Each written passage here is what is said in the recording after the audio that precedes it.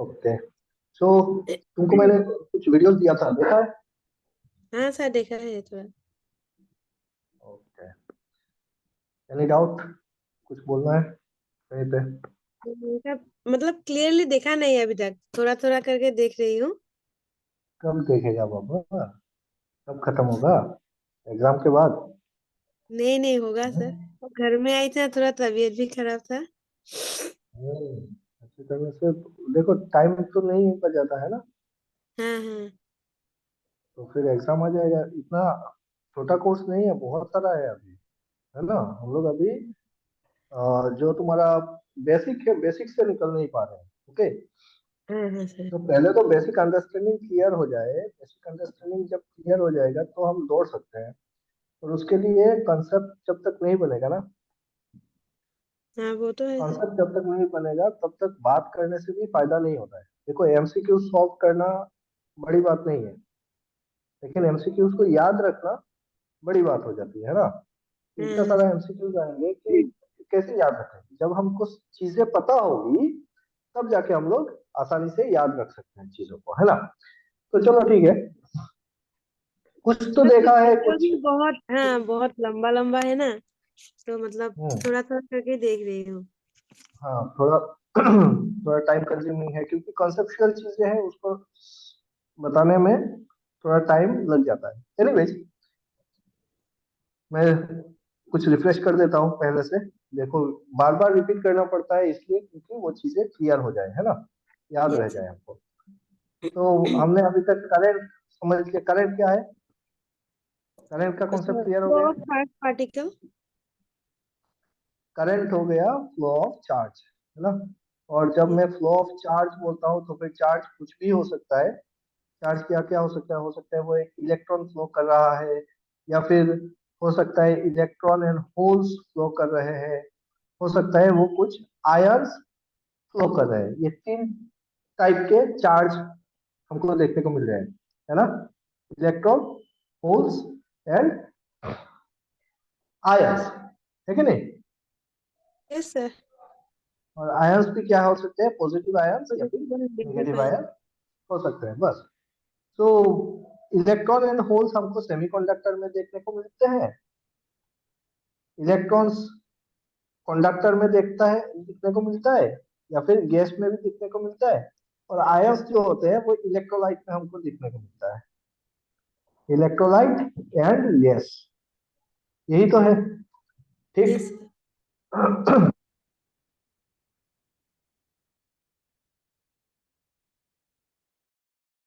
छुपा हुआ है, वो भी हमको पता है ना।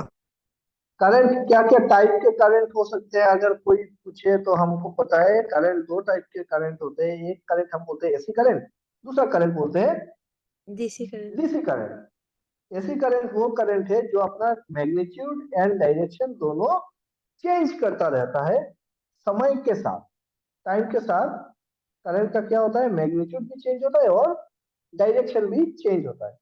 डीसी करंट वो करंट है जो अपना मैग्नीट्यूड और डायरेक्शन चेंज नहीं करता है समय के साथ, उसको हम बोलते हैं DC current, direct current. DC current हमको कहां कहां से मिल सकता है, कैसे मिल सकता है? डीसी करंट मिल सकता बैटरी से है डायरेक्टली। बैटरी, या फिर डीसी जनरेटर, है ना। Yes sir. तो डीसी जनरेटर या फिर डीसी बैटरी हो गया, सेल हो गया। सेल और बैटरी में क्या अंतर है? सेल, एक वोल्टेज सेल को सेल बोल रहे हैं, और मल्टीपल सेल का कॉम्बिनेशन को हम लोग बैटरी। बैटरी बोलते हैं, ठीक है। जब सेल यस। बोल रहा हूं तो फिर सेल हम लोग क्या कर सकते हैं? सीरीज में कनेक्ट कर सकते हैं। बहुत सारे सेल सीरीज में कनेक्ट कर सकते हैं, या फिर बहुत सारे सेल को हम लोग पैरेलल में भी कनेक्ट कर सकते हैं, है ना। Yes sir. सेल को पैरेलल में कनेक्ट कर सकते हैं, या फिर हो सकता है कि हमने सीरीज और पैरेलल का कॉम्बिनेशन बना के रखा हुआ है, ऐसा भी हो सकता है कि सीरीज में कुछ बैटरी है और पैरेलल में भी है, ऐसा भी कॉम्बिनेशन कर सकते हैं। तो ये अलग अलग सेल है, एक एक सेल का वोल्टेज पकड़ लो 1.5 वोल्ट है, 1.5 वोल्ट है, 1.5 वोल्ट है, ठीक है। यस तो सर। अलग अलग बैटरी हमने कनेक्ट करके रखा है। तो सीरीज में बैटरी को जब सेल को कनेक्ट कर रहे हैं और पैरेलल में कर रहे हैं तो उसमें क्या अंतर आ रहा है बताओ। जब हम लोग सीरीज में कनेक्ट करते हैं तो क्या हो रहा है, और जब पैरेलल कनेक्ट करते हैं तो क्या हो रहा है।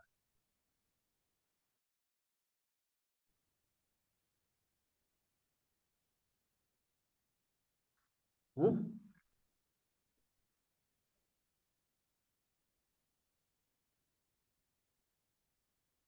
बोलो। Series connection of sales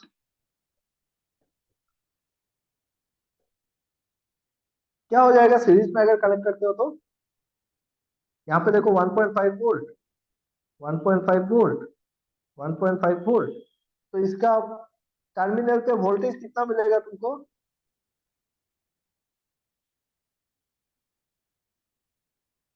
sir total करके मिल जाएगा। हाँ, तो जब हम सीरीज में कनेक्ट कर देते हैं बैटरी को तो हमारा वोल्टेज बढ़ जा रहा है, ठीक है। तो 1.5 प्लस 1.5 प्लस 1.5 कितना मिल गया, 4.5। करंट क्या हो रहा है, सेम करंट पास कर रहा है तीनों बैटरी से, सेम लेकिन करेंगे। वोल्टेज वोल्टेज बढ़ गया मेरा, ठीक। और जब हम पैरेलल कनेक्ट कर रहे हैं तो फिर देखो यहाँ पे वोल्टेज क्या हो जाएगा, सेम रहेगा, 1.5 वोल्ट, 1.5 वोल्ट। तो लोड जो लगाएंगे उसके अक्रॉस पे वोल्टेज क्या होगा, सेम वोल्टेज रहेगा।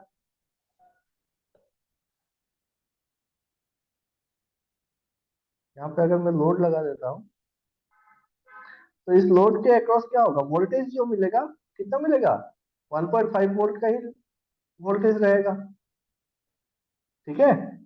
लेकिन करंट क्या हो जाएगा, करंट बढ़ जाएगा। इस सर्किट से पकड़ लो I1 करंट आ रहा है, इससे पकड़ लो I2 करंट आ रहा है, तो फिर यहाँ पे क्या हो जाएगा, I1 प्लस I2 करंट हो जाएगा, ठीक है। तो अगर यस हमको सर। करंट करंट ज्यादा चाहिए तो हम पैरेलल में लगा रहे हैं सेम वोल्टेज लेवल पे, और अगर हमको वोल्टेज ज्यादा चाहिए तो फिर हम लोग सेल को सीरीज में कनेक्ट कर रहे हैं। क्या मेरी बात क्लियर हुई। सर पैरेलल में मतलब वोल्टेज सेम मतलब रहेगा ना। पैरेलल में वोल्टेज सेम रहता है, यस सर। पैरेलल कनेक्ट तभी कर पाएंगे जब दोनों का वोल्टेज लेवल सेम हो, हाँ ठीक हाँ। है। Yes sir. और सीरीज में कनेक्ट करते हैं जब तीनों से सेम करंट ही पास कर रहा हो, आई सेम रहेगा, ठीक। Yes sir. तो सीरीज कनेक्शन का मतलब ही क्या है, सीरीज कनेक्शन का मतलब होता है, लास्ट टाइम हमने रजिस्टर के केस पे देखा था कि सीरीज कनेक्शन का मतलब होता है कि current same. Voltage current same रहता है और वोल्टेज डिवाइड हो जाता है, V1 V2 V3 में डिवाइड हो जाता है, और करंट जो है सेम करंट पास करता है सब रजिस्टर से, तो उसको हम सीरीज बोलते थे। तो यहाँ पे भी वैसा ही होगा, जब वोल्टेज अलग अलग वोल्टेज का सेल ले रहे हैं और उसको अगर कनेक्ट कर देते हैं प्लस माइनस ऐसे, उसमें से सेम करंट पास कर रहा होगा, और अगर सेम करंट जा रहा है तो सीरीज कनेक्शन हो गया भाई, ठीक। यहाँ पे क्या हो रहा है, करंट अलग अलग करंट जा रहा है, यहाँ से आएगा I1 प्लस I2, इससे I2 करंट पास हो गया और इससे I1 करंट पास हो गया। Am I clear. Yes sir. तो पैरेलल में वोल्टेज सेम करंट डिवाइड हो रहा है, सीरीज में करंट सेम वोल्टेज डिवाइड हो रहा है। तो सेम चीज अगर हम लोग पैसिव रेजिस्टर लगा रहे हैं तो भी इसके सर्किट का जो वोल्टेज होगा, that voltage V will equal to V1 plus V2 plus V3 होगा। और यहाँ पे भी जो टर्मिनल पे हमको वोल्टेज मिलेगा, ये तो सेल है मतलब एक्टिव एलिमेंट है, एक्टिव एलिमेंट पे जो वोल्टेज मिलेगा वो भी क्या है, तीनों का प्लस प्लस करने से मिलेगा। समझ गए? अब किसी भी वोल्टेज सोर्स को पैरेलल कनेक्ट कब कर सकते हैं? वोल्टेज का सोर्स को पैरेलल कनेक्ट कर सकते हैं तभी जब दोनों का वोल्टेज सेम हो। ठीक है? Yes sir. पकड़ लो दो जनरेटर है, सेल को छोड़ दो, बैटरी छोड़ के अगर मैं बात करूं जनरेटर है, एसी की बात कर लेता, दो जनरेटर है, ठीक है, एसी सोर्स। तो दोनों जनरेटर को हम तभी पैरेलल कनेक्ट कर पाएंगे अगर दोनों का क्या हो, दोनों का वोल्टेज वोल्टेज सेम। सेम होना पड़ेगा। अगर voltage V1 is not equal to V2 तो दोनों को हम पैरेलल नहीं लगा सकते हैं। अगर हम पैरेलल लगा देंगे और V1 is not equal to V2 तो फिर यहाँ पे इनके अंदर से करंट पास होना शुरू कर देगा।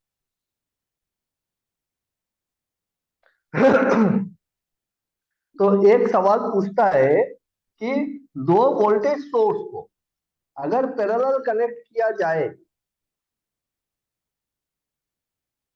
दो वोल्टेज सोर्स को अगर पैरेलल कनेक्ट किया जाए V1 एंड V2 और उनका अगर internal resistance R1 and R2 है तो इसको कनेक्ट करने का कंडीशन क्या होगा? ठीक है, ऐसा सवाल आता है बहुत बार। क्या कंडीशन होना चाहिए ताकि V1 V2 को मैं पैरेलल कनेक्ट कर सकूं और उनका इंटरनल रेजिस्टेंस कितना दिया हुआ है R1 R2? तो क्या होगा condition? The condition will be V1 must be equal to V2। V2। ठीक है, दोनों का वोल्टेज लेवल सेम होना चाहिए और दोनों का इंटरनल रेजिस्टेंस सेम होना चाहिए।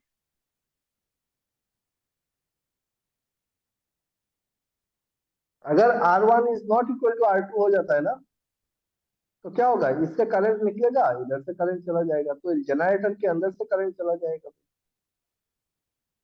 समझ रहे हो? तो ये पैसिव एलिमेंट बन जाएगा।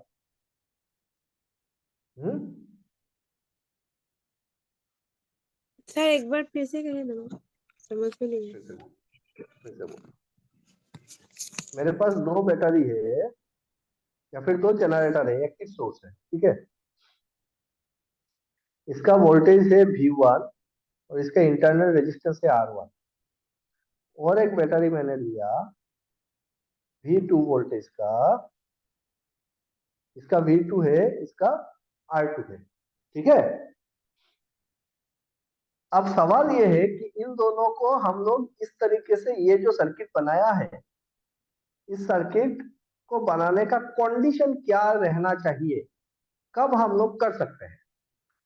तो अगर मेरा V1 is not equal to V2 तो हम लोग नहीं लगा सकते पैरेलल। ओके, यस सर, सब सेम वोल्टेज होना पड़ेगा ना? सेम वोल्टेज होना पड़ेगा पैरेलल कनेक्ट करने के लिए। दूसरा है, अगर मेरा इंटरनल रेजिस्टेंस सेम नहीं है तब भी कनेक्ट नहीं कर सकते।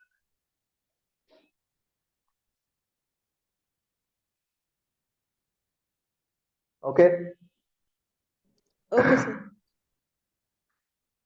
तो इस कंडीशन को सेटिस्फाई करने के लिए what I need, I must have V1 is equal to V2 and R1 must be equal to R2। ठीक है, यस सर। सर मैंने वो वीडियो देखा था, मैं पूछने वाली थी, वो भूल गई थी। जो लॉ, जितना भी लॉ है ना, वो सब एक बार रिवाइज कर दीजिएगा ना सर। जो मतलब फेराडेस लॉ हो या फिर राइट हैंड थंब रूल हो या फिर लेफ्ट हैंड रूल, जो भी रूल था एक ठीक बार वो मतलब रिवाइज करा दीजिएगा ना। ठीक है। तो यहाँ पे सेल और बैटरी का खेला समझ गए कि सेल क्या है भाई? सेल है एक वोल्टेज सेल, कोई भी एक सेल बना सकते हैं। कैसे सेल बनता है? हम लोग दो मेटल का पीस ले लेते हैं, दो इलेक्ट्रोड ले लेते हैं, एक कॉपर का ले लो, एक जिंक का ले लो, और फिर उसमें क्या कर दो, एसिड डाल दो, H2SO4 एसिड डाल दो, एक इलेक्ट्रोलाइट चाहिए होगा। और ये इसमें क्या होगा, जैसे ही यहाँ पे एसिड डाल दोगे तो यहाँ पे केमिकल रिएक्शन शुरू हो जाएगा, है ना। केमिकल रिएक्शन से क्या करेगा, कॉपर और कॉपर H2SO4 के साथ रिएक्ट करेगा, कॉपर सल्फेट बनाएगा, हाइड्रोजन बनेगा, है ना। और जिंक जो है वो भी H2SO4 के साथ रिएक्ट करेगा। ठीक है, तो अल्टीमेटली हम क्या देखेंगे इसमें इफेक्ट, ये देखेंगे कि कॉपर से ना इलेक्ट्रॉन निकल के जा रहा है, तो कॉपर बन जाएगा प्लस, पॉजिटिव। और जिंक में जाके इलेक्ट्रॉन जमा होता रहेगा तो जिंक बन जाएगा माइनस। ठीक, यस सर। और ये रिएक्शन तब तक चलता रहेगा जब तक यहाँ पे कुछ एक सेचुरेशन कंडीशन ना आ जाए। जब सेचुरेशन आ जाएगा तो हम देखेंगे कि यहाँ पे एक वोल्टेज बिल्डअप हुआ होगा V, और जो हमारा सेल होता है उसमें हमने देखा है कि वोल्टेज मिलता है हमको 1.5 वोल्ट। ठीक है, तो पकड़ लो यहाँ पे हमने 1.5 वोल्ट बैटरी का जनरेट कर दिया, सेल जनरेट किया है। समझ में आया। Yes sir. तो ये वोल्टेज 1.5 वोल्ट होने के बाद और फिर रिएक्शन होगा क्या, नहीं होगा। यहाँ पे H2SO4 क्या कर रहा है कि इलेक्ट्रॉन को इधर से इधर धकेल रहा है। ओके, तो हम लोग ये बोल सकते हैं ना कि सर यहाँ पे जब इलेक्ट्रॉन कम हो गया तो ये बन गया मेरा पॉजिटिव, इलेक्ट्रॉन जब ज्यादा हो गए यहाँ पे बन गया नेगेटिव। तो अभी का सिचुएशन पे यहाँ पे मेरा इलेक्ट्रॉन ज्यादा है, तो ये इलेक्ट्रॉन फिर से जिंक से कॉपर की तरफ क्यों नहीं आ रहा है। हो सकता है तो ना कि ये, केमिकल रिएक्शन के कारण है। हाँ, तो ये एग्जैक्टली यहाँ पे इलेक्ट्रॉन ज्यादा था तो इसलिए ये कंसंट्रेशन डिफरेंस की वजह से नहीं गया है। ये इलेक्ट्रॉन क्यों गया है, क्योंकि H2SO4 जो हमारा इलेक्ट्रोलाइट है उस इलेक्ट्रोलाइट ने फोर्सफुली उसको भेज दिया है, रिएक्शन के चलते गया है ना। और ये जो फोर्स लगा रहा है H2SO4, वो कॉपर से जिंक की तरफ फोर्स लगा रहा है, इसी फोर्स को हम क्या बोलते हैं, EMF बोलते हैं, electromotive force. Electro motive force. Electromotive force. जब तक यहाँ पे H2SO4 खड़ा है तब तक ये रिएक्शन चलता रहेगा, और फिर एक टाइम पे सेचुरेशन आ गया, अब और रिएक्शन नहीं हो रहा है, कोई बात नहीं, ये स्टेबल हो गया, 1.5 वोल्ट हमारा बैटरी बन गया भाई। समझ गए। अब इसी को ना हम लोग और मल्टीपल स्टेज में लगा सकते हैं एक दूसरे के साथ।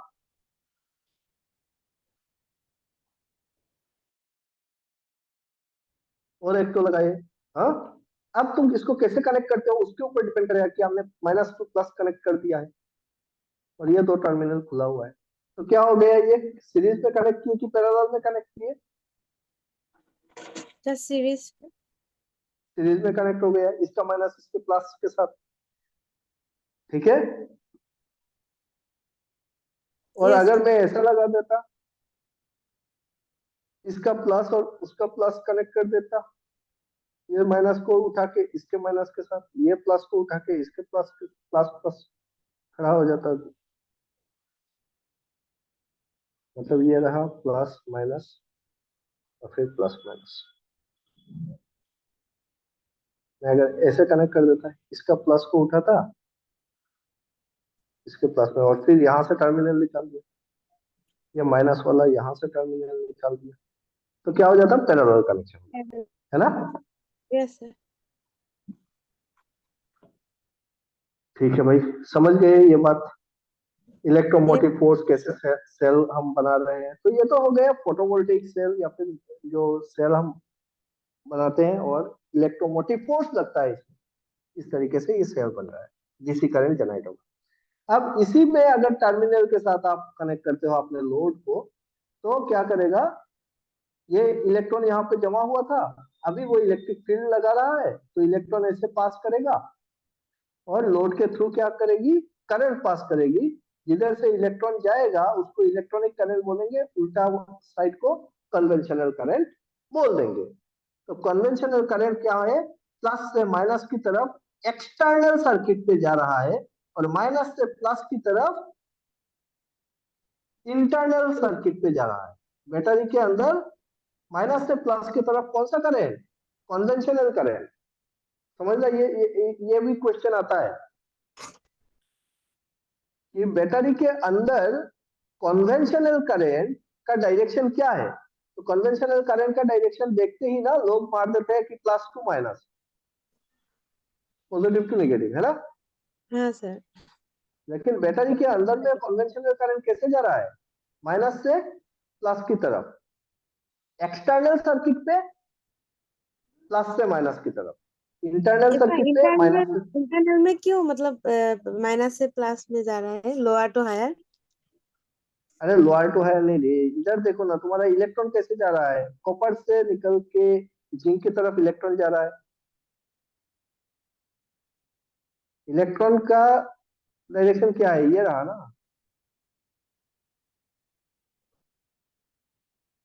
अभी फिर से देखो, फिर से देखो, ये प्लस है ये माइनस है, तो यहाँ पे इलेक्ट्रॉन ज्यादा है, ठीक है। ये इलेक्ट्रॉन हम बोलते हैं ऐसे जाके ऐसे जा रहा है, ओके।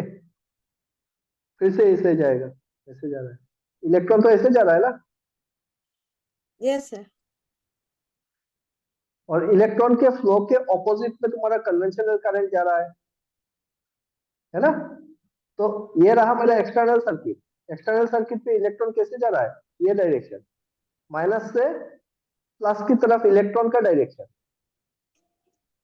ठीक। Yes sir.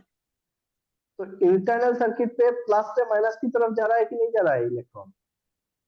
जा रहा है। तो और इलेक्ट्रॉन के ऑपोजिट डायरेक्शन पे तुम्हारा कन्वेंशनल करंट जा रहा है, हाँ हाँ हाँ हाँ। तो माइनस से प्लस की तरफ कन्वेंशनल करंट हुआ कि नहीं हुआ। वाह सर वाह। और एक्सटर्नल सर्किट पे प्लस से माइनस की तरफ। हम्म। यस अब सर, क्लियर हो समझ गए। गया। हाँ सर, हो तो गया। इलेक्ट्रॉन जो है वो जाएगा माइनस से प्लस की तरफ, लो पोटेंशियल से हायर पोटेंशियल की तरफ एक्सटर्नल सर्किट पे, और प्लस से माइनस की तरफ इंटरनल सर्किट पे, में इंटरनल बैटरी के इंटरनल पे, है ना। और कन्वेंशनल करंट जो है, कन्वेंशनल करंट प्लस से माइनस की तरफ एक्सटर्नल पे, माइनस से प्लस की तरफ इंटरनल पे, बस खत्म कहानी। समझ हम्म। गए। हाँ सर। ये सेम चीज होता है हमारे मैग्नेटिक सर्किट पे। अगर ये एक मैग्नेट है, बार मैग्नेट है, नॉर्थ पोल और साउथ पोल है। नॉर्थ पोल किसको बोलते हैं, नॉर्थ पोल वो टुकड़ा है मेटल का जहां से मैग्नेटिक फील्ड जो है ना वो निकल के आ रही होती है, ठीक। मैग्नेटिक फ्लक्स जहां से निकलता है ना, उस पार्ट को क्या बोला जाता है, नॉर्थ एन। पोल बोलते हैं हम लोग। और जब जिस पार्ट में जाके फ्लक्स इन होता है, उस पार्ट को क्या बोलते हैं, साउथ पोल। साउथ पोल बोलते हैं। तो जहां पे जाके मैग्नेट का सारा फ्लक्स घुस रहा है उसको साउथ पोल बोलते हैं। तो अभी एक क्वेश्चन आता है कि बार मैग्नेट के इंटरनल पे मैग्नेटिक फ्लक्स का डायरेक्शन क्या है। तो जैसे ही देखते हैं ना लोग कि फ्लक्स का डायरेक्शन है, तो हमको पता है कि फ्लक्स का डायरेक्शन तो भाई north pole to south pole होता है ना। लेकिन north pole to south pole कहाँ पे हो रहा है, बार मैग्नेट के बाहर। और अंदर में क्या दिख रहा है हमको, साउथ पोल से नॉर्थ पोल की तरफ। समझ में आया बात। एक बार मैग्नेट का, अंदर ये समझ में आया, मतलब बाहर का तो दिखा, इंटरनल जो एक्सटर्नल फोर्स हाँ, था। तो नॉर्थ पोल से फ्लक्स निकला और वो फ्लक्स घूम के जाके साउथ पोल में घुसा। तो इसको तो फिर से साउथ कंप्लीट से करना नॉर्थ। है। तो अंदर अंदर में किधर से जाएगा, अंदर में वो साउथ से नॉर्थ की तरफ ही जाएगा। हाँ मैग्नेटिक फ्लक्स क्या है? मैग्नेटिक फ्लक्स एक क्लोज लूप पे चलता है, क्लोज लूप बनाता है। मैग्नेटिक फ्लक्स क्लोज लूप बनाता है। वो ऐसा नहीं हो सकता है कि वो आके आधा में आके रुक गया, ऐसा नहीं है ना। तो अगर वो क्लोज लूप बनाता है इस टाइप से, तो वो मैग्नेट के बाहर तो वो नॉर्थ पोल से साउथ पोल की तरफ जा रहा है, लेकिन मेटल के अंदर क्या हो जाएगा? साउथ साउथ पोल पोल से से नॉर्थ, नॉर्थ नॉर्थ तक। पोल की तरफ। सेम यहाँ पे जैसे हमने देखा बैटरी के अंदर मैग्नेट का केस। क्लियर हो गया? Yes sir. फ्लक्स, फ्लक्स हमेशा, हमेशा फ्लक्स जो है वो नॉर्थ पोल से निकलेगा, साउथ पोल की तरफ ही जाएगा। ठीक है? और यस सर। साउथ पोल में जाके वो खत्म नहीं होता है। साउथ पोल में फिर से जाने के नॉर्थ बाद वो पोल में क्या होता आएगा। है? वो फिर इंटरनली वो नॉर्थ पोल की तरफ आ रहा है। और ये जो फ्लक्स की बात कर रहे हैं ना, ये एग्जैक्टली होता क्या है, ये जानना जरूरी है कि फ्लक्स है क्या चीज, या फिर ये मैग्नेट कैसे फ्लो करता है। तो इसके अंदर ना मॉलिक्यूलर डाइपोल्स होते हैं। Magnetic all molecules are internally inherently a dipole. तो ये जो मैग्नेटिक डाइपोल्स होते हैं ना, वो अलाइन होते हैं। ठीक है? तो अगर यस सर। मैग्नेटिक डाइपोल एक एक साइड अलाइन हो गए तो फ्लक्स ऐसे जा रहा है। सॉरी। और अगर फिर वही डाइपोल क्या हो जा रहे हैं, उल्टा घूम जा रहे हैं, तो फ्लक्स का डायरेक्शन चेंज हो रहा है।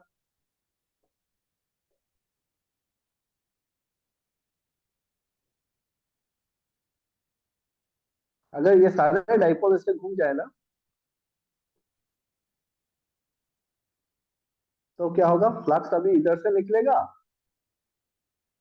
और इधर से घुसेगा। ये नॉर्थ पोल बन जाएगा, ये साउथ पोल बन जाएगा। ठीक है?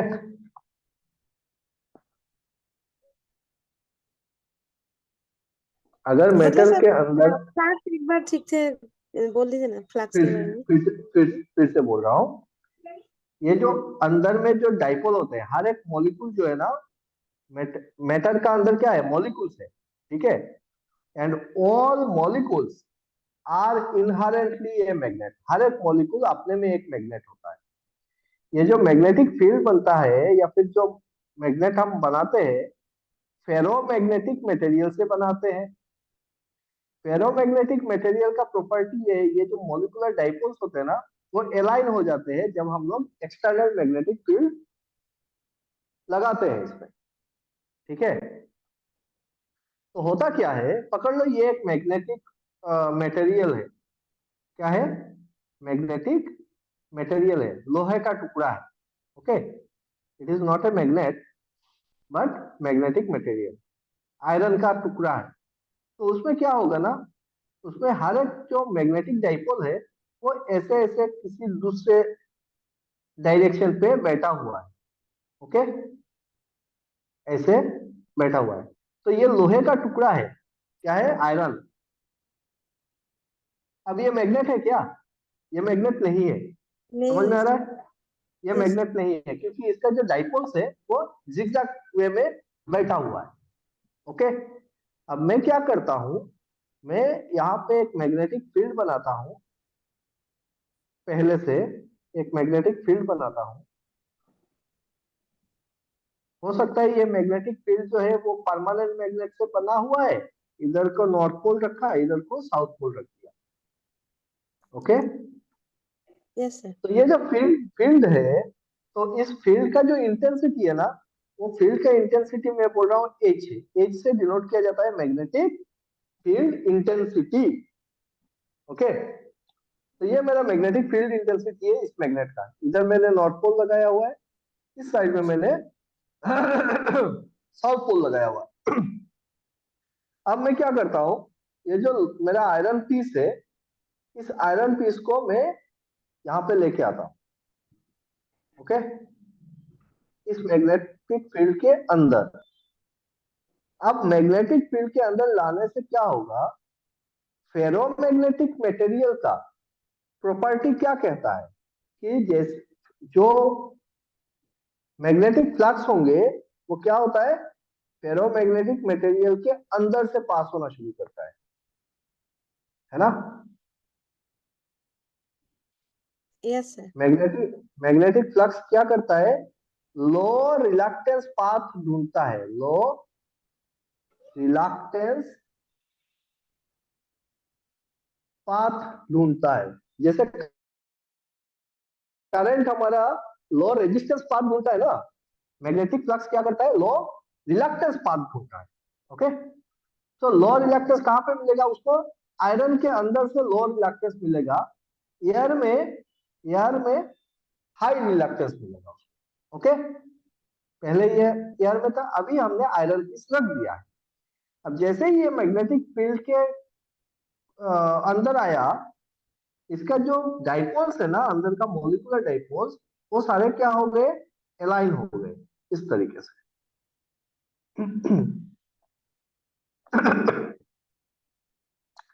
वो मैग्नेटिक फील्ड के तरफ सारे घूम गए।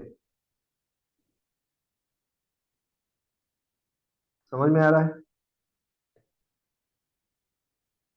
अब क्या हो गया, ये मेटल का पीस खुद एक मैग्नेट बन गया। ठीक है, मेटल का पीस क्या बन गया, खुद एक मैग्नेट बन गया। ये इसके अंदर से ये फ्लक्स जा रही थी, पूरा का पूरा फील्ड जो है ऐसे जा रही थी। ये ग्रीन वाला मेरा एक्सटर्नल मैग्नेटिक फील्ड है। ग्रीन वाला क्या है, एक्सटर्नल एक्सटर्नल। Magnetic field. ठीक है, और इस मैग्नेटिक फील्ड के वजह से मेरे अंदर का जो डाइपोल्स है वो सारे डाइपोल्स अलाइन हो गए अभी। अब जब अलाइन हो गए तो इस मेटल से अपना एक मैग्नेटिक फील्ड निकलने लगा, ये रेड वाला फील्ड निकलने लगा। ठीक है, समझ में आ रहा है। तो इस मेटल के इस साइड से फील्ड निकल रहा है, तो इधर हो गया नॉर्थ पोल, इधर हो गया मेरा मेटल के अंदर दो पोल डेवलप हो गए, यहाँ पे नॉर्थ पोल, इधर साउथ पोल। नॉर्थ की तरफ साउथ पोल हो गया इसका, और साउथ की तरफ नॉर्थ पोल डेवलप हुआ मेटल के अंदर में। समझ में आ रहा है। Yes sir. सर अब प्रैक्टिकली मतलब वो एक्सटर्नल मैग्नेटिक फील्ड कैसे रखते हैं? मैंने एक्सटर्नल एक मैग्नेटिक फील्ड बनाया। एक्सटर्नल मैग्नेटिक फील्ड बनाने का क्या तरीका हो सकता है, या तो मैंने कोई एक परमानेंट मैग्नेट ले लिया है, बड़ा सा परमानेंट मैग्नेट लिया, और उसी का जो फील्ड है वही मैं मेरा एक्सटर्नल फील्ड में बोल रहा हूँ। ठीक है, यस हो सर। सकता है मेरे हो सकता है हाँ। मैंने दो परमानेंट मैग्नेट ले लिया, और मैग्नेटिक डाइपोल जो होते हैं ना, north pole and south pole, इसको आप अलग नहीं कर सकते, है ना। Yes sir. मैग्नेटिक डाइपोल को अलग नहीं कर सकते हैं। तो ये मैंने दो बार मैग्नेट ले लिया। अगर मैं इसको तोड़ भी देता हूँ बीच में से, अगर हम क्या करते हैं, किसी एक मैग्नेट को, इसको अगर मैं यहाँ पे तोड़ देता हूँ, तो तोड़ने के बाद जो दो पीस बनेगा, उसका क्या होगा, उसमें भी इधर साउथ पोल हो जाएगा, इधर नॉर्थ पोल हो जाएगा। होगा कि नहीं होगा। होगा सर। तो मैग्नेटिक पोल्स हमेशा डाइपोल में ही मिलेंगे आपको। मैग्नेटिक पोल्स मोनोपोल कभी नहीं मिलेगा, कहीं पे भी आपको सिर्फ एक नॉर्थ पोल नहीं मिलेगा, सिर्फ एक साउथ पोल नहीं मिलेगा। ये मिलेंगे तो हमेशा नॉर्थ एंड साउथ पोल के बेसिस पे ही मिलेंगे, कॉम्बिनेशन पे। Okay, yes sir. अब हमने हमने ये जो एक्सटर्नल मैग्नेटिक फील्ड की बात की, यहाँ पे नॉर्थ पोल लगाया, यहाँ पे हमने साउथ पोल लगाया। इसका मतलब मैं, हो सकता है मैंने दो मैग्नेटिक फील्ड बार मैग्नेट ले लिया, तो इधर एक नॉर्थ पोल हो गया, इधर साउथ पोल। तो नॉर्थ पोल क्या करेगा, साउथ पोल को खींच रहा होगा ऐसे ऐसे। ये मेरा एक्सटर्नल मैग्नेटिक फील्ड है। या फिर मैं ऐसा भी कर सकता हूँ ना, मैं किसी एक कॉइल को रख दूं, एक कॉइल बनाओ, या फिर कोई एक कंडक्टर है, उसके थ्रू करंट पास करा दूं। तो हमको पता है कंडक्टर से जब जैसे ही करंट पास करता है, तो उसके चारों तरफ क्या होते हैं, मैग्नेटिक फील्ड क्रिएट हो जाता है। मैग्नेटिक। हाँ। तो ये भी मेरा एक एक्सटर्नल मैग्नेट बना सकते हैं हम लोग इस तरीके से। Okay, yes sir. अब इस एक्सटर्नल मैग्नेटिक फील्ड का जो इंटेंसिटी है वो इंटेंसिटी है मेरा एच। ये हो गया magnetic field intensity, field intensity, ठीक है, एच। क्लियर? उसी फील्ड इंटेंसिटी एच पे हमने एक लोहे का टुकड़ा रख दिया, लोहे का टुकड़ा रख दिया यहाँ पे। अब उस लोहे के टुकड़े के वजह से वो सारा जो फील्ड था ना, पहले जो फील्ड ऐसे जा रहा था हवा से सीधा सीधा, वो सारा फील्ड क्या हो गया, वो सारा फील्ड अभी लोहे के अंदर से जाने लगा। तो यहाँ पे लोहे के टुकड़े के अंदर क्या हुआ, फील्ड डेंसिटी बढ़ गई। लोहे के टुकड़े के अंदर फ्लक्स डेंसिटी बढ़ गया ना अभी। Yes sir. यहाँ पे डेंसिटी बढ़ गया, यहाँ पे डेंसिटी कम था, फ्लक्स का डेंसिटी कम था, यहाँ पे फ्लक्स डेंसिटी बढ़ गया अंदर। और लोहे का जो खुद का जो मैग्नेटिक डाइपोल था अंदर में, मॉलिक्यूलर डाइपोल, वो सारे अलाइन हो गए। और हमने देखा लोहे के टुकड़े के अंदर क्या बिल्डअप हो गया, उसका एक दो पोल जनरेट हो गया, एक नॉर्थ पोल एंड एक साउथ पोल जनरेट हो गया। ठीक है, अब हम क्या करते हैं कि ये जो एक्सटर्नल मैग्नेटिक फील्ड है ना, इसको हटा देते हैं, रिमूव कर देते हैं इसको। इसको हटाने के बाद, क्योंकि ये फेरोमैग्नेटिक मटेरियल है, तो इसका जो डाइपोल है ना, वो डाइपोल क्या हो गया, एलाइन था तो ऐसे ही रह गया। समझ में आ रहा है? तो ऐसे रह गया, तो उसका जो फ्लक्स निकल रहा था, अब क्या होगा, फ्लक्स नॉर्थ पोल से निकलेगा साउथ पोल में घुसेगा, नॉर्थ पोल से निकलेगा साउथ पोल में घुसेगा। तो ये क्या बन गया, मेरा लोहे का टुकड़ा खुद एक मैग्नेट बन गया भाई। समझ में आया? तुमने यस देखा सर। होगा कि अगर तुम कुछ लोहे का टुकड़ा लेते हो और किसी एक चुंबक के ऊपर रख देते हो, तो कुछ देर के बाद उस लोहे के टुकड़े में वो आयरन पीस जो है वो खुद एक मैग्नेट बन जाता है कि हाँ सर नहीं? देख। हाँ सर हाँ। तो ये देखो, हमने लोहे का टुकड़े को मैग्नेट पे कन्वर्ट कर दिया। क्लियर? यस सर, क्लियर हो गया। तो अभी उसी तरीके से ना, अगर ये जो मैग्नेटिक फील्ड हमने बनाया था, यहाँ पे हमने एक स्टैटिक मैग्नेटिक फील्ड दिखाया कि एक तरफ नॉर्थ पोल लगाया था और एक तरफ साउथ पोल लगाया था। लेकिन अगर ऐसा हो कि ये जो नॉर्थ एंड साउथ पोल है वो समय के साथ चेंज होता रहे, इधर नॉर्थ हो जाए और फिर इधर साउथ हो जाए, थोड़ा देर के बाद ये साउथ फिर से इधर हो जाए और ये नॉर्थ फिर से इधर आ जाए, इसका मतलब क्या होगा कि मेरा जो मैग्नेटिक फील्ड है, एक्सटर्नल मैग्नेटिक फील्ड है, वो आपका डायरेक्शन क्या कर रहा है, बार बार चेंज कर रहा चेंज है। कर रहा है। हम्म, अगर ये मैग्नेटिक फील्ड ऐसे ऐसे अगर चेंज करता रहे, तो ये जो लोहे के टुकड़े का अंदर का जो डाइपोल है वो क्या होगा, वो भी मूव अपने आप को करेगा। चेंज करता रहेगा, है ना? तो यस सर। इसका, इसके अंदर का भी north pole and south pole change होता रहेगा, फिर इधर नॉर्थ होगा इधर साउथ होगा। और ये जो मैग्नेटिक डाइपोल है वो जो चेंज होता रहता है, ये चाहेगा कि यार मैं चेंज ना हो, ठीक है, कि तुम्हारे कहने से मैं क्यों चेंज हो जाऊं, तो ये बार बार चेंज करना मना करेगा। हर बार वो बोलेगा नहीं मेरे को चेंज नहीं होना है, लेकिन जबरदस्ती हमको चेंज करना ही पड़ता है। इसी के वजह से तुम्हारा जो लॉस आता है वो होता है, उसी लॉस को हम बोलते हैं हिस्टेरेसिस लॉस। ठीक है? हाँ हाँ। ये डाइपोल क्या होता है, वो डाइपोल को एग्जैक्टली होना चाहिए था कि करंट के साथ ही चेंज हो जाना चाहिए था, लेकिन वो थोड़ा देर बाद होता है क्योंकि वो इनर्शिया दिखाता है। ठीक है, एक ही साथ में हाँ क्लियर कर रहा हूँ, समझना बात को हाँ सर, कि वो जो हमने मतलब यहाँ पे, ये यहाँ, जो सेंस नहीं होना चाह रहे हैं, जब तब जो लॉस्ट होगा उससे हिस्टैरिसीस लॉस कहते हैं ना। हाँ, यहाँ पे जो हमने एक्सटर्नल मैग्नेटिक फील्ड बताया था एच, ये H external magnetic field intensity जो है तो field intensity is directly proportional to your current. कि तुमने अगर इलेक्ट्रोमैग्नेटिक फील्ड की बात कर रहे हैं, हम तो परमानेंट मैग्नेट की तो बात नहीं कर रहे हैं ना, हम लोग जब मशीन में यूज करेंगे तो हर जगह पे इलेक्ट्रोमैग्नेट क्रिएट होगा, करंट पास करेगा तभी जाके वो मैग्नेटिक फील्ड बनता है हमारा, है ना। पकड़ लो तुम्हारा एक ट्रांसफॉर्मर है और ट्रांसफॉर्मर में कॉइल है और कॉइल से करंट पास कर रहा है, तो यहाँ पे जो मैग्नेटिक फील्ड बनेगी तो वो किसके लिए मैग्नेटिक फील्ड आ रही है, फ्लक्स आ रही है, वो करंट की वजह से आ रही है ना। चाहे वो जनरेटर हो, ट्रांसफॉर्मर हो, मोटर हो, तो करंट पास करता है तो मैग्नेटिक फील्ड एक तो बनता है, फील्ड इंटेंसिटी आती है ना। Yes sir. तो वो इलेक्ट्रोमैग्नेट होता है।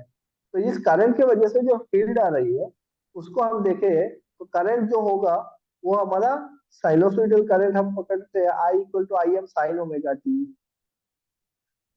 तो एच जो है वो किसके साथ वेरी करेगा, करंट के साथ वेरी करेगा, करंट ऐसे वेरी कर रहा है। तो करंट के साथ जब फील्ड इंटेंसिटी वेरी कर रहा है, ये वाला फील्ड इंटेंसिटी ऐसे ऐसे वेरी कर रहा है, एक बार इधर जा रहा है, एक बार इधर जा रहा है, एक बार इधर जा रहा है, एक बार इधर जा रहा है, ठीक है।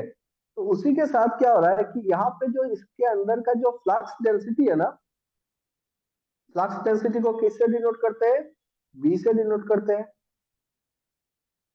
तो इसके अंदर का जो फ्लक्स डेंसिटी है वो भी चेंज हो रहा है। फ्लक्स डेंसिटी मतलब flux per unit area, okay. Flux density change हो रहा है, तो वो फ्लक्स डेंसिटी कैसे चेंज होता है उसी को देखते हैं हम लोग यहाँ पे। होना तो ये चाहिए था कि अगर एच, यहाँ पे हमने फील्ड इंटेंसिटी जैसे जैसे चेंज करेंगे उसी के साथ मेरा डाइपोल्स भी चेंज हो जाता है, इसके अंदर का, इसके अंदर का डाइपोल भी उसी के साथ ही चेंज हो जाता है ना। लेकिन ऐसा होता नहीं है। क्या होता है, पकड़ लो, हमने ये करंट को धीरे धीरे बढ़ा रहे हैं, करंट क्या हो रहा है, धीरे धीरे बढ़ रहा है, मैक्सिमम की तरफ जा रहा है। तो करंट जैसे जैसे बढ़ेगा, करंट के साथ फील्ड इंटेंसिटी भी बढ़ेगा, है ना। फील्ड इंटेंसिटी को मैं इधर रख रहा हूँ और इधर मैं ले रहा हूँ फ्लक्स डेंसिटी को। जैसे जैसे करंट बढ़ेगा फील्ड इंटेंसिटी बढ़ेगा, और जैसे जैसे फील्ड इंटेंसिटी बढ़ेगा फ्लक्स डेंसिटी भी बढ़ेगी। एक लिमिट तक ये लिनियरली बढ़ेगा। उसके बाद क्या होगा, क्या हो रहा है, हम लोग फील्ड इंटेंसिटी बढ़ा रहे हैं, समझना, एज को हम लोग बढ़ा रहे हैं। तो जैसे जैसे एज बढ़ रहा है ये जो डाइपोल्स है वो सब अलाइन हो रहा है एक साथ, है कि नहीं। डाइपोल सारे ऐसे ऐसे यस अलाइन सर। हो रहा है। तो एक लिमिट तक क्या हो रहा है, लिनियरली बढ़ रहा है। और उसके बाद क्या हुआ, अभी देखो सारा मोटा मोटी सारा डाइपोल क्या हुआ, चेंज हो चुका है, अपना डायरेक्शन चेंज कर चुका है। तो उसके बाद वो उसका रेट कम हो जाएगा। अभी मैं एज बढ़ा रहा हूं लेकिन डाइपोल्स ज्यादा डाइपोल है ही नहीं, एक दो तो है, तो वो चेंज होगा धीरे धीरे, ओके। और उसके बाद क्या हुआ कि सारे के सारे डाइपोल अलाइन हो गए। अब तुम जितना भी आप करंट बढ़ाओ मैक्सिमम के लेके जाओ, एच और बढ़ता रहेगा, लेकिन फ्लक्स डेंसिटी और बढ़ेगा क्या, फ्लक्स डेंसिटी और नहीं बढ़ेगा। ये बहुत ही इंपॉर्टेंट कॉन्सेप्ट है रे, समझना बात। तो आयरन कोर में क्या हो रहा है कि जैसे जैसे हमने फील्ड इंटेंसिटी बढ़ाया, मतलब करंट जैसे जैसे बढ़ा, करंट के साथ मेरा फील्ड इंटेंसिटी बढ़ा, और जैसे जैसे फील्ड इंटेंसिटी बढ़ा फ्लक्स डेंसिटी मेरा बढ़ा, और एक टाइम के बाद स्लो डाउन हो गया और फिर स्टेडी हो गया। इसका मतलब ये क्या हो गया, सेचुरेशन हो गया, सेचुरेशन। सारे डाइपोल्स मेरे अभी सेचुरेटेड है, एक ही डायरेक्शन पे है। समझ में आ रहा है। अब क्या हो रहा है, यस करंट सर। मेरा धीरे धीरे घट रहा है। मैक्सिमम के बाद क्या होगा, करंट डाउन होगा, साइनोसॉइडल है, डाउन हो रहा है, जीरो की तरफ आ रहा है। तो जैसे जैसे करंट डाउन होगा, शुरुआत में थोड़ा देर ये स्थिति रहा और उसके बाद ये मेरा बी भी ये तो एच डाउन हो रहा है करंट के साथ, और बी भी डाउन होके यहाँ पे आ गए। फ्लक्स डेंसिटी जो है, जब करंट जीरो हो गया ना, करंट यहाँ पे जीरो हो गया, तो एच जो है वो एच जीरो हो गया। ठीक है, करंट जीरो, एच जीरो, क्योंकि current is directly proportional to H. तो करंट जीरो हो गया, एच जीरो हो गया। फील्ड इंटेंसिटी जो है मेरा, यहाँ पे अभी एक्सटर्नल फील्ड नहीं है, लेकिन जो मेरा बी है, मैग्नेटिक फ्लक्स डेंसिटी है अंदर में, वो सारे डाइपोल होना चाहिए था ये कि पहले की तरह हो जाते, लेकिन नहीं हुआ, कुछ रह गए। कुछ क्या हुआ, अपने जगह पे रह गए। तो जगह पे जो रह गया, उसके लिए यहाँ पे अंदर में मेरा फ्लक्स डेंसिटी दिख रहा है। इसी को हम बोलते हैं रेसिडुअल रेसिडुअल मैग्नेटिज्म। तो फ्लक्स, एक्सटर्नल फ्लक्स या फिर फील्ड इंटेंसिटी जीरो होने के बाद भी जो आयरन के अंदर जो डाइपोल्स बन जाते हैं, उसी के वजह से होता है तुम्हारा रेसिडुअल मैग्नेटिज्म। और उसी के वजह से ये आयरन पीस जो है वो बन जाता है एक मैग्नेट। ठीक है, यस सर। अभी देखो क्या हो रहा है। अब करंट जो है वो निगेटिव की तरफ जा रहा है धीरे धीरे। करंट निगेटिव हो रहा है, मतलब मेरा एच और निगेटिव हो रहा है। जैसे जैसे एच निगेटिव होगा, आके यहाँ पे कुछ कहीं पे मेरा बी जीरो हो जा रहा है, फ्लक्स डेंसिटी जो है वो जीरो हो जा रहा है। मतलब क्या है, वो सारे फिर से इधर शिफ्ट हो गए डाइपोल्स। ठीक है, तो अभी आधा यस। डाइपोल इधर दिख रहा है, आधा डाइपोल इधर हो रहा है, तो जीरो हो गया भाई बी, फ्लक्स डेंसिटी जीरो। लेकिन मेरा करंट कहाँ है, करंट मेरा निगेटिव पे है, और एज कहाँ पे है, निगेटिव पे है। तो वो फील्ड, उल्टा डायरेक्शन का फील्ड इंटेंसिटी जहां पे जाने से मेरा फ्लक्स डेंसिटी जीरो हो रहा है, उसी को बोला जाता है एच सी, मतलब कोएर्सिव फोर्स, या फिर इसको फोर्स ऑफ कोएर्सिविटी भी बोलते हैं। कि जितना फोर्स हमको उल्टा डायरेक्शन पे लगाना पड़ता है फ्लक्स डेंसिटी को जीरो बनाने के लिए, उस फोर्स को हम बोल रहे हैं फोर्स ऑफ कोएर्सिविटी या फिर coercive force. Clear? Yes sir. उसके बाद देखो मेरा करंट कहाँ आ गया, निगेटिव मैक्सिमम पे आ गया, माइनस। तो निगेटिव मैक्सिमम पे मेरा एच सी भी निगेटिव हो गया मैक्सिमम, और बी भी यहां तक गया मैक्सिमम पे, और फिर से सेचुरेशन होगा एक जगह पे पास। ठीक, उसके बाद फिर से ये इधर उठने लगा, और उठते उठते उठते उठते यहाँ पे आके करंट हो गया जीरो, एच हो गया जीरो, लेकिन बी जो है फ्लक्स डेंसिटी कुछ रह गया, बी आर, ये बी आर। ठीक है, जब एक्सटर्नल फील्ड यहाँ पे हमने जीरो कर दिया, लेकिन फिर भी क्या हुआ, कुछ फ्लक्स डेंसिटी बच गया, और उसके बाद ये साइकिल चलता रहेगा, तो फिर से वो करंट ऊपर जाएगा मैक्सिमम पे।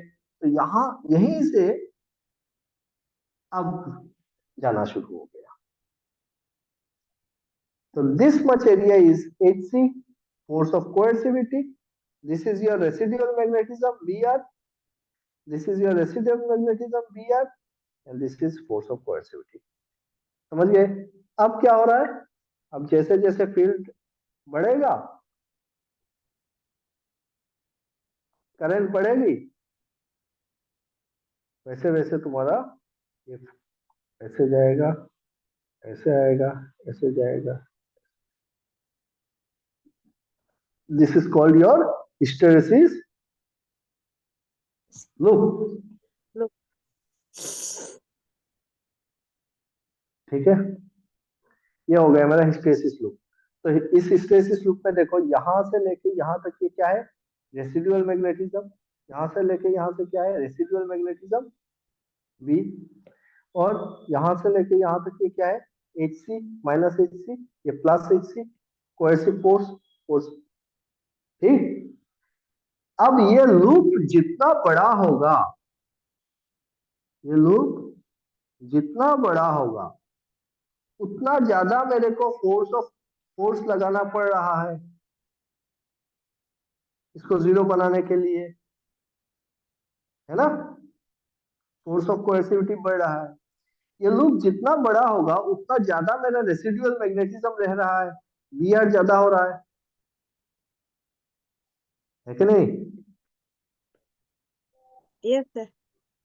तो हिस्टेरेसिस लूप जैसे जितना बड़ा होगा, एरिया ऑफ द लूप जितना बड़ा होगा, एरिया ऑफ द लूप जितना बड़ा होगा उतना ज्यादा रेसिडुअल मैग्नेटिज्म बढ़ेगी। और इसी के बेस पे हम मेटल को ना दो तरीके से डिवाइड करते हैं। एक को बोला जाता है हार्ड मैग्नेटिक मटेरियल और एक होता है मेरा सॉफ्ट मैग्नेटिक मटेरियल। ठीक है, hard magnetic material and soft magnetic material. Clear. Hard magnetic material कौन सा होगा, जिसका लूप बहुत ज्यादा है। सॉफ्ट मैग्नेटिक मटेरियल वो होगा जिसका हिस्टैरिसीस लो नैरो है, छोटा है। हार्ड मैग्नेटिक मटेरियल वो होगा जिसका फोर्स ऑफ कोएर्सिविटी क्या है, कोएर्सिव फोर्स ज्यादा है। ज्यादा होगा। सॉफ्ट मैग्नेटिक मटेरियल वो होगा जिसका कोएर्सिव फोर्स छोटा कम होगा, होगा। कम होगा। हार्ड मैग्नेटिक मटेरियल वो है जिसका रेसिडुअल मैग्नेटिज्म ज्यादा है। सॉफ्ट मैग्नेटिक मटेरियल वो है जिसका रेसिडुअल मैग्नेटिज्म कम है। कम। रेसिडुअल मैग्नेटिज्म मतलब एक्सटर्नल मैग्नेटिक फील्ड को घुसाने के बाद भी जितना मैग्नेटिक फील्ड रह जाता है इस मेटल के अंदर। कुछ कुछ समझ में आया। अब अच्छा ये उसको। हार्ड मैग्नेटिक मटेरियल कहाँ पे यूज करते हैं और सॉफ्ट मैग्नेटिक मटेरियल कहाँ पे यूज करते हैं। हार्ड मैग्नेटिक मटेरियल हम लोग यूज करते हैं कहाँ पे, डीसी मशीन पे।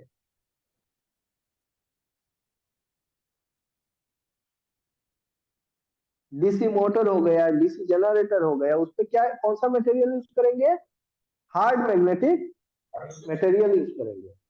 ठीक है, क्योंकि हमको डीसी मशीन के स्टार्टिंग पे ना रेसिडुअल मैग्नेटिज्म की जरूरत पड़ेगी। ओके। और यस सर। एसी मशीन पे, एसी मशीन पे हमको रेसिडुअल मैग्नेटिज्म नहीं चाहिए, तो हम सॉफ्ट मैग्नेटिक मटेरियल का यूज करेंगे। जैसे हमारा ट्रांसफॉर्मर का कोर हो गया, तो ट्रांसफॉर्मर का कोर क्या है, सॉफ्ट मैग्नेटिक मटेरियल चाहिए, सिलिकॉन स्टील से बनता है। ओके। या फिर यस सर। सीआरजीओ मटेरियल से बनता है, cold roll grain oriented material. ठीक है, क्योंकि यहाँ पे ना हमको रेसिडुअल मैग्नेटिज्म कम चाहिए, क्योंकि यहाँ पे जितना ज्यादा रेसिडुअल मैग्नेटिज्म रह जाएगा ना, ये डाइपोल इधर रह जाएगा, उतना ज्यादा लॉस होगा, मेरा हिस्टैरिसीस लॉस बढ़ जाएगा। ओके। Yes sir. फिर ऑल्टरनेटर होगा, ऑल्टरनेटर का जो रोटर बनेगा, स्टेटर बनेगा, वो सब क्या है, सॉफ्ट मैग्नेटिक मटेरियल यूज करेंगे, नहीं तो क्या होगा वहां पे, ये हिस्टैरिसीस लॉस आएंगे। क्योंकि ये हिस्टैरिसीस लॉस जो है ना वो फ्रीक्वेंसी डिपेंडेंट है। क्या डिपेंडेंट है, फ्रीक्वेंसी। फ्रीक्वेंसी डिपेंडेंट है। क्यों फ्रीक्वेंसी डिपेंडेंट है, फ्रीक्वेंसी मतलब क्या है, ठीक है, करंट जो है कितना ज्यादा वो चेंज हो रहा है ना, वही तो फ्रीक्वेंसी है।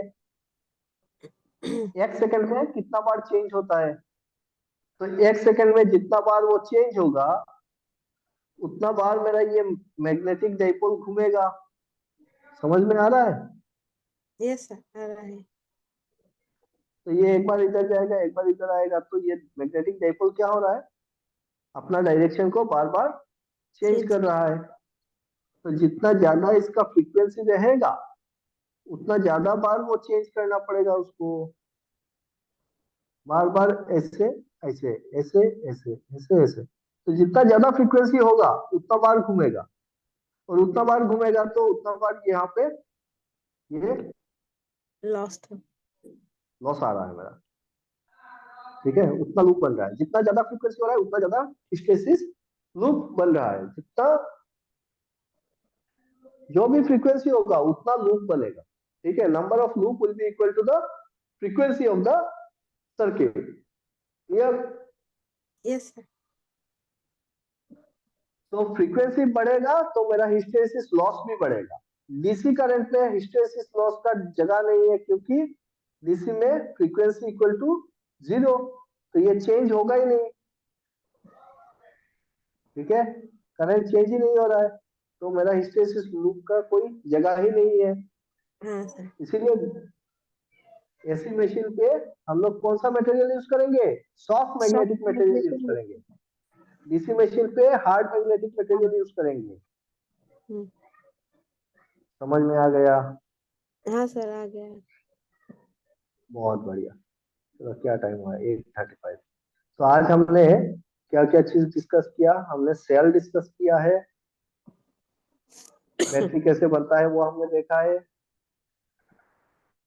बैटरी का कनेक्शंस देखा है, सीरीज में कनेक्शन देखा है, पैरेलल का कनेक्शन देखा है, कॉम्बाइन कनेक्शन देखा है ना। और पैरेलल होने के लिए क्या होना जरूरी है, पैरेलल कॉम्बिनेशन के लिए वोल्टेज का समान बराबर होना जरूरी है, उसका यस इंटरनल रेजिस्टेंस इक्वल होना जरूरी जरूर। है। अगर इंटरनल रेजिस्टेंस इक्वल नहीं होगा तो इंटरनली सर्कुलेटिंग करंट अरे। फ्लो करने लगेगा, ठीक है।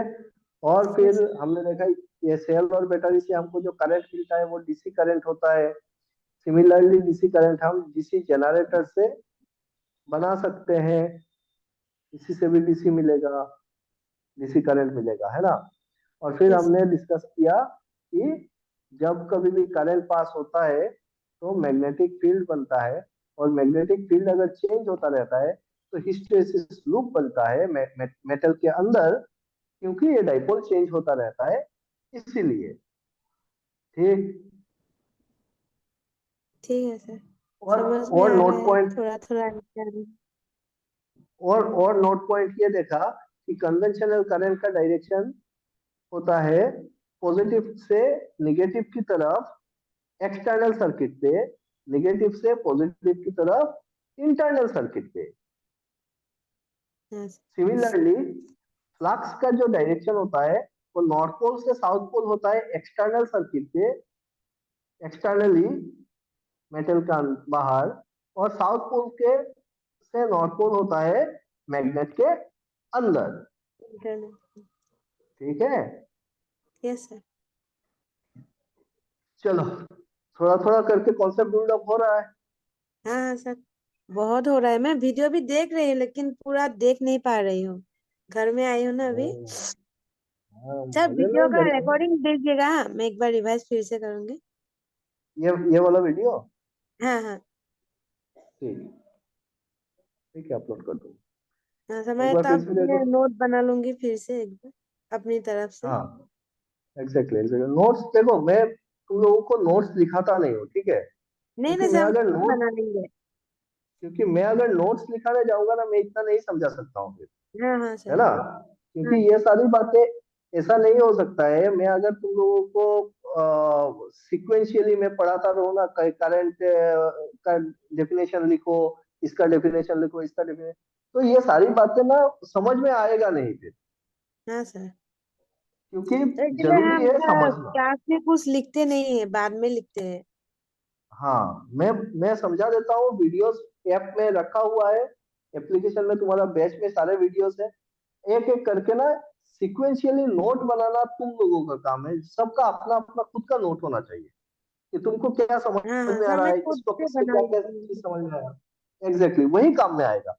मैं नोट्स निकालने जाऊंगा, समझा नहीं पाऊंगा, समझ में आएगा भी नहीं, क्योंकि ये सारी बातें ना मिला के यहाँ पे देखो, हमने आज का डिस्कशन क्या से शुरू किया, करंट एकदम बेसिक, फिर सेल बैटरी पढ़ रहे थे, वहां से हम लोग एकदम पूरा मशीन तक चले गए, residual magnetism machine.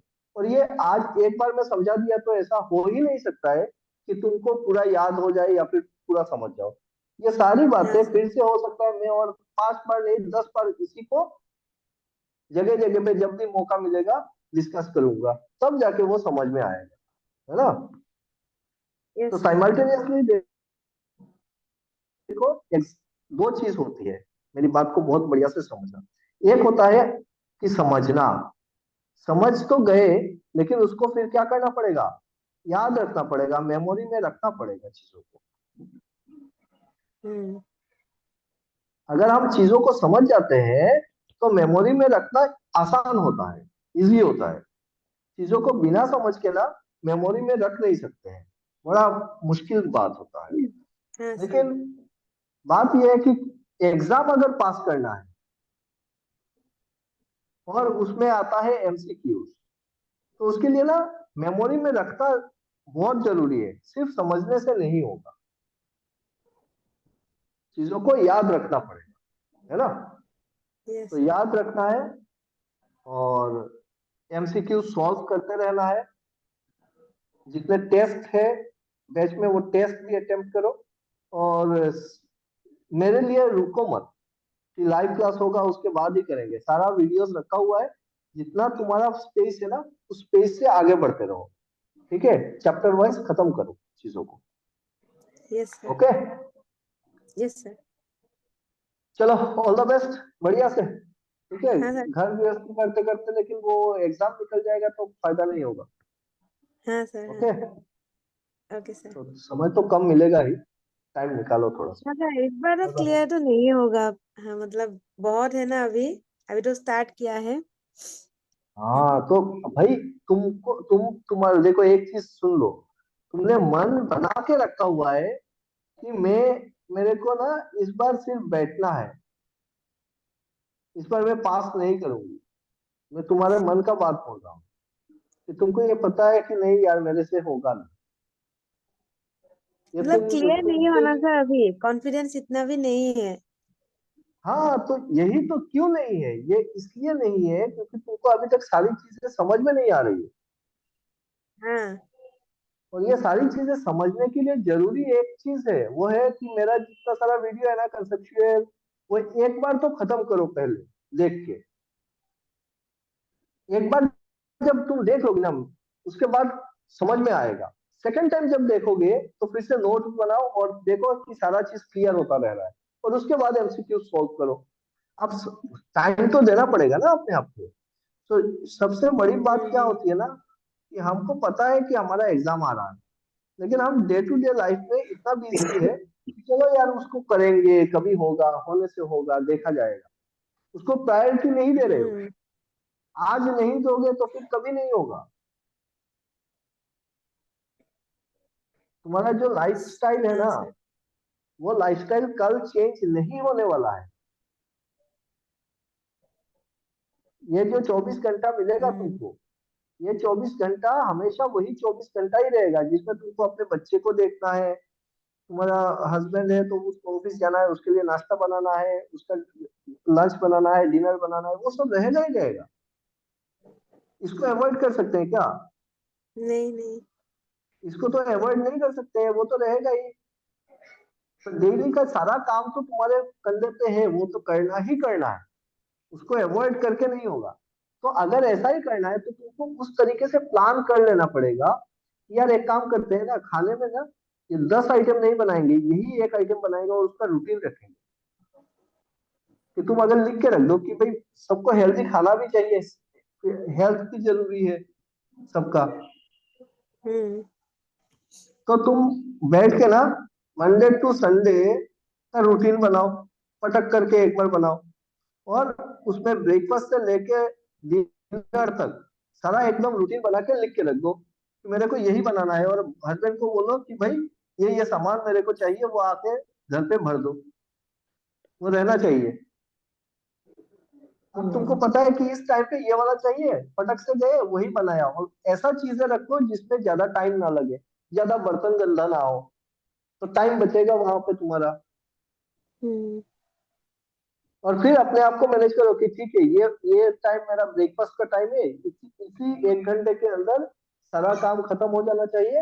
And then I will be sitting for at least से 45 to 1 hour, 45 minutes to 1 hour with no disturbance मैं बैठूंगी।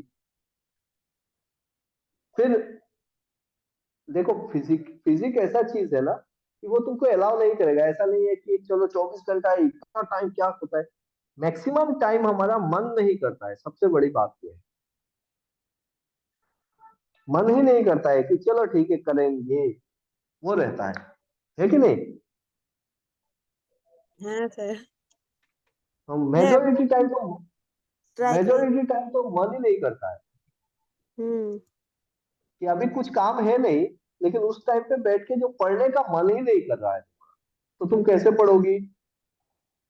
उस टाइम पे चलो ठीक है, कुछ रील्स देख रहे हो, कुछ फेसबुक चला रहे हो, किसी से गप्पे मार रहे हो, ये सब चलता रहेगा। तो दिमाग पे अगर तुम्हारा गोल सेट हो जाए ना, जब तक गोल सेट नहीं होगा कि मेरे को क्लियर करना ही करना है, उसको ऐसा बनना है,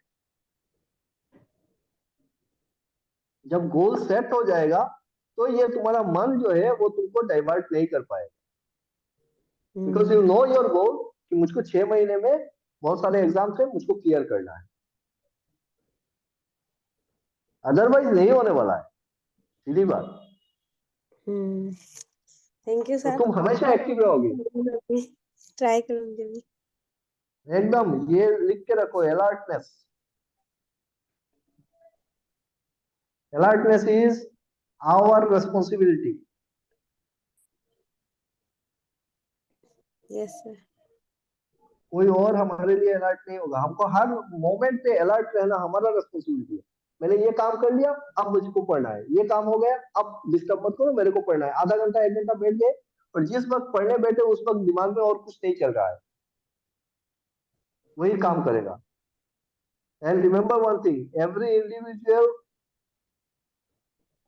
every individual is responsible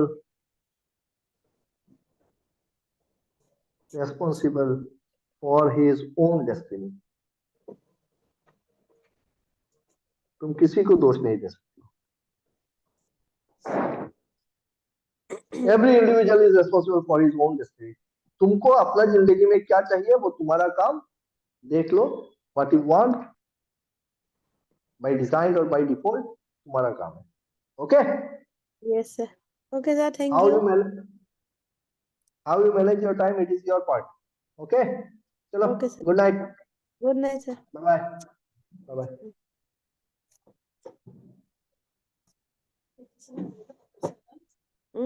দেখিয়ে থাকো, বেছি ডাঙৰ মানুহ নহয় আৰু লস্কৰ চাইতো পঢ়াই থাকে ইয়াতে।